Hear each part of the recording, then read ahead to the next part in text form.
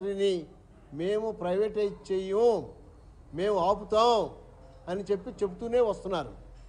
కానీ ఈ మధ్య నేను పార్లమెంట్లో విశాఖ ఉక్కు ఫ్యాక్టరీ గురించి దాన్ని ప్రైవేటైజ్ చేయొద్దని చెప్పి నేను ఒక ప్రశ్న వేయటం జరిగింది.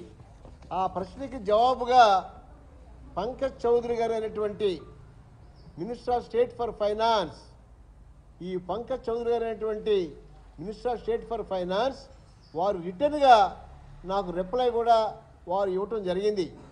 ఈ లెటర్లో ఉన్నటువంటి సారాంశం ఏంటంటే, ఎట్టి పరిస్థితుల్లో ఒక గవర్నమెంట్ పాలసీని బట్టి డిస్ఇన్వెస్ట్మెంట్ చేయటం పక్కాగా చేస్తాం.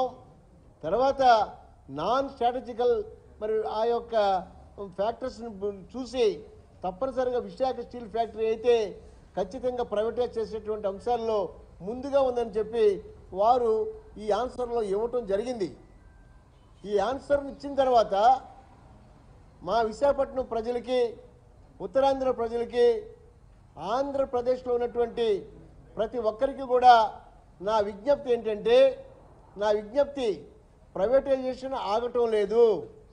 కాబట్టి మనమందరం కూడా విశాఖ ఉక్కు ఫ్యాక్టరీ అనేది ఎన్నో త్యాగాల పునాదుల మీద కట్టినటువంటి ఫ్యాక్టరీ. ఎంతోమంది 40-45 మంది ఆ విశాఖ ఉక్కు ఫ్యాక్టరీ గురించి మరి వాళ్ళ ప్రాణాలు వాళ్ళు బలి తీసుకుంటాం జరిగింది. ఇన్ని రకాలుగా కష్టపడి తెచ్చుకున్నటువంటి విశాఖ ఉక్కు ఫ్యాక్టరీని ఈరోజు భారత ప్రభుత్వం వాళ్ళు మరి ఎప్పుడో ఎంత తొందరగా అయితే అంత తొందరగా వాళ్ళు ప్రైవేటైజ్ చేయడానికి సిద్ధంగా ఉన్నారు. ఇదందరూ కూడా ఈ సిద్ధంగా ఉన్నటువంటి పరిస్థితుల్లో మనం అందరం కూడా ఒక్కసారి ఆలోచించాలి. ఈ రోజున విశాఖపట్నం భవిష్యత్తే కాదు, ఆంధ్రప్రదేశ్ భవిష్యత్తు అంతా కూడా ఈ రోజున స్టీల్ ఫ్యాక్టరీ భవిష్యత్తు మీద ఆధారపడి ఉంది. ఈరోజు లక్షలాది మంది డైరెక్ట్గా ఇండైరెక్ట్గా స్టీల్ ఫ్యాక్టరీని నమ్ముకుని బ్రతుకున్నటువంటి కుటుంబాలు కోకొల్లలుగా ఉన్నాయి. కాబట్టి నేను కోరేది ఒకటే, నేను ఈరోజు కోరుతున్నాను, ఈరోజు డిమాండ్ చేస్తున్నాను. ఎలక్షన్ ముందు చెప్పినటువంటి ఈ చంద్రబాబు గారు, జనసేన అధ్యక్షుడైనటువంటి పవన్ కళ్యాణ్ గారు, బీజేపీ నాయకులు, కేంద్ర రాష్ట్ర నాయకులందరికీ కూడా నేను ఒకటే ప్రశ్నిస్తున్నా. ఈ స్టీల్ ఇండస్ట్రీ మీద, ఈ యొక్క స్టీల్ ఫ్యాక్టరీ మీద మీ స్టాండ్ ఏంటో తెలియజేయాలి. మీ స్టాండ్ తెలియజేయకుండా మీరు కానీ ఆంధ్రప్రదేశ్ ప్రజల్ని, విశాఖ ప్రజల్ని కూడా మభ్యపెట్టినట్లయితే ముందు మా జీవితాలు బజారులో పడతాయి. లక్షలాది మంది జీవితాలు మరి ఈ రోజున ఏ ఆధారం లేకోకుండా పోయేటువంటి అవకాశం వస్తుంది. కాబట్టి నేను మీ అందరిని కూడా కోరుతున్నాను, తప్పనిసరిగా ప్లాన్ ఆఫ్ యాక్షన్ కూడా తయారు చేయాలి. నేను కూడా ఈ 4-5 రోజుల్లో ఉక్కు ఫ్యాక్టరీకి వెళ్ళి వారిని సంప్రదించి మళ్ళీ పార్లమెంట్లో మా పార్టీ నాయకులతో కూడా మాట్లాడి మా యాక్షన్ ప్లాన్ ఏంటో తయారు చేయవలసినటువంటి అవసరం వచ్చింది. కాబట్టి నేను ఈ రోజున ఈ యొక్క మరి ఉక్కు ఫ్యాక్టరీల కోసం పాటుపడేటువంటి నాయకులు, ప్రజల కోసం వారి గొంతునై నేను ఇక్కడ విశాఖపట్నంలోనూ పార్లమెంట్లో కూడా నేను దొదవెచ్చేటువంటి అవకాశం తప్పనిసరిగా వస్తుంది. కాబట్టి మీ అందరికీ కూడా నేను మళ్ళీ విజ్ఞప్తి చేస్తున్నాను. మొన్న నేను చూశాను, మరి టీడీపీ రాష్ట్ర అధ్యక్షుడు పల్లా శ్రీనివాస్ గారు, విశాఖపట్నం ఎంపీ అయినటువంటి శ్రీ భరత్ గారు, వారు మేము ప్రైవేటీకరణ ఆపుతాం, లేకపోతే రాజీనామాలు చేస్తామని చెప్పి పేపర్లో చదివాను.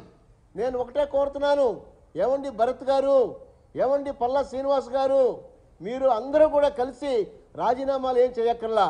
ముందు మీరందరూ కూడా మీ సహకారంతో కేంద్రంలో మోడీ గారు ఎన్డీఏ ప్రభుత్వాన్ని స్థాపించారు.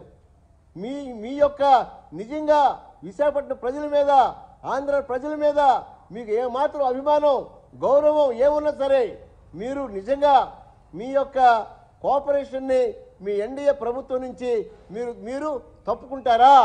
లేదంటే ఈ ఆంధ్ర రాష్ట్ర ప్రజలకి మోసం చేస్తారా అనేదే నేను అడుగుతున్నా.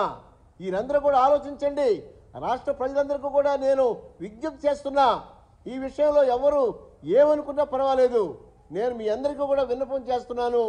ఇది రాష్ట్ర ప్రజల భవిష్యత్తుని విశాఖ ప్రజల భవిష్యత్తుకు సంబంధించినటువంటి విషయం కాబట్టి నేనే స్టీల్ ఫ్యాక్టరీ గురించి పార్లమెంట్లో అడిగిన ప్రశ్నకి ఈ జవాబు వచ్చిన తర్వాత నాకు చాలా చాలా బాధగా ఆవేశంగా ఉంది.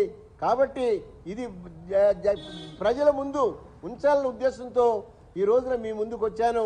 కాబట్టి విశాఖ ప్రజలందరినీ కూడా నేను కోరుతున్నాను, దీని మీద యాక్షన్ ప్లాన్, భవిష్యత్తులో ఎలాంటి యాక్షన్ ప్లాన్ తీసుకోవాలో మనమందరం కూడా కూర్చొని ఆలోచించి మనమందరం కూడా ముందుకు వెళ్ళకపోతే విశాఖ ప్రజల భవిష్యత్తే కాదు, దాన్ని నమ్ముకున్నటువంటి లక్షలాది మంది ప్రజల జీవితాలు ఈ రోజున రోడ్లు పడేటువంటి అవకాశం ఉంది. కాబట్టి దీని మీద ప్రతి ఒక్కరు కూడా ఆలోచించి తగిన నిర్ణయం తీసుకోవాల్సిందిగా మీ ద్వారా ఈ యొక్క కూటమి ప్రభుత్వాన్ని, కేంద్ర ప్రభుత్వం మోడీ గారిని, అలాగే ఈ యొక్క ప్రైవేటీకరణ ఆపాలనేటువంటి కోరుకున్నటువంటి ప్రతి ఒక్కరిని కూడా నేను మనవి చేస్తున్నాను. మనం అందరం కలిసి గొంతుగా కలిపి మనం విశాఖ ఉక్కుని ప్రైవేటీకరణ ఆపుదాం. మనం నిజంగా ఆ రోజున విశాఖ ఉక్కు ఆంధ్ర హక్కు అన్నారు. అప్పుడు విశాఖ ఉక్కు ఆంధ్ర హక్కు అనేది ఈ రోజున దానికి మరి నిజమైనటువంటి గాయం తగులుతుంది, జీవితాలతో ఆడుకుంటున్నారు. మనం అందరం కూడా కలిపి ఒక ఉద్యమాన్ని నడిపి మనం కానీ ఆపుకోకపోతే మన భవిష్యత్తు అంతా సర్వనాశనం అవుద్దని మీ ద్వారా ప్రతి ఒక్కరికి కూడా నేను తెలియజేసి మరీ యాక్షన్ ప్లాన్ కూడా మా పార్టీ తరఫున కూడా నేను మాట్లాడి ముందుకు వస్తానని చెప్పి మీ ద్వారా తెలియజేస్తున్నాను. Thank you very much.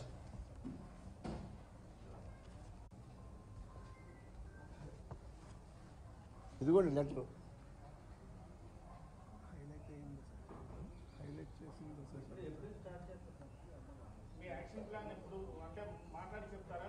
మాట్లాడి చెప్తాను. ముందు స్టీల్ ఫ్యాక్టరీకి వెళ్ళిన తర్వాత మాట్లాడి మా పార్టీ నాయకులతో కూడా మాట్లాడి తొందరలో ఈ 3-4 రోజుల్లో నేను వెళ్దామని అనుకుంటున్నాను. వెళ్ళి మాట్లాడిన తర్వాత ఇదిగో ఇచ్చిన లెటర్ కూడా చూపిస్తాను వాళ్ళకి. ఈ లెటర్ కూడా స్టీల్ అథారిటీ వాళ్ళకి చూపిస్తాను, అక్కడ ఉన్నటువంటి నాయకులందరికీ కూడా చూపిస్తాను. ఇది నిజంగా చెప్పాలంటే ఉద్యోగాలు చేసుకునేటువంటి వేలాది మంది వాళ్ళ జీవితాలు నాశనం అయిపోతాయి.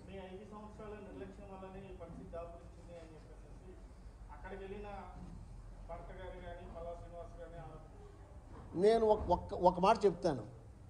ఎందుకంటే మేము పనిచేసిన 5 సంవత్సరాల్లో కొన్ని ఉద్యమాలు చేశాం, కానీ ఫలితాన్ని ఇవ్వలా. నేను కూడా అప్పుడు నేను ఎమ్మెల్యేని, ఇప్పుడు ఎంపీని. అప్పుడు నేను దీనికి సారథ్యం వహించేటువంటి పరిస్థితి నాకు లేదు. ఈ రోజున నేనే సారథ్యం వహిస్తాననుకుంటున్నాను. నేనే దీనికి సారథ్యం వహించాలని కోరిక నాలో ఉంది. అది మీ ద్వారా చెప్తున్నాను.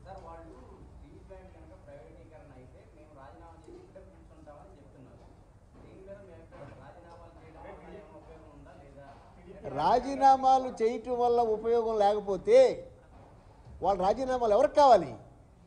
వాళ్ళ రాజీనామాలు కాదు మనకు కావాల్సింది విశాఖ ఉక్కు ప్రైవేటీకరణ ఆగాలి. ఆగటానికి ఏం చేయాలో చేయాలి. మీరు అన్నారు కదా, ఒకవేళ అదే నిజమైతే వీళ్ళ సపోర్టుతోనే మోడీ ప్రభుత్వం నడుస్తుంది. అక్కడ ఈ ఎన్డీఏ సపోర్ట్ని వీళ్ళు వెనక్కి తీసుకోమనండి. ఎందుకు ఆగదో చెప్దాం. ఖచ్చితంగా అవుతుంది. అప్పుడు ఖచ్చితంగా 100% చెప్తున్నా. నేను పార్లమెంట్లో కూడా నేను ఇదే అడుగుతాను ప్రశ్న.